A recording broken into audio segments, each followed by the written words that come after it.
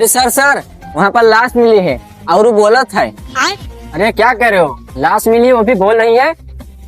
अरे हाँ सर, वो लाश बोल रही है, बोल रही है कि पूरा वीडियो देख के जाना। अरे दया, ये तो टिकटॉक वाला मामला लग रहा है।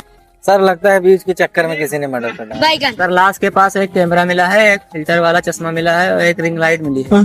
दया कुछ तो गड़बड़ है रे। दया, ये टिकटॉक किलर हर मर्डर के बाद एक वीडियो डाल देता है, हैशटैग तौसीफ प्यारा लगा के।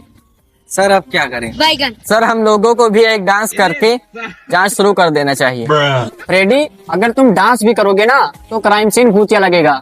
सर मैंने उसका टिकटॉक आईडी ट्रैक कर लिया है। दया, अब हम लोग भी एक वीडियो बना के डालते हैं कैप्शन में सीआईडी आवत है। सर दरवाजा तोड़ दें क्या? सारा स्टेप सही लग रहा है। अरे सर उसका घर बहुत पुराना है, दरवाजा तो तोड़ोगे तो पूरा घर ही गिर जाएगा। ओ लगता है सीआईडी भी कांटेक्ट बना के वायरल हो रही है। अरे बेटा कंटेंट नहीं, तुम्हारा वारंट लेके आए हैं हम। अरे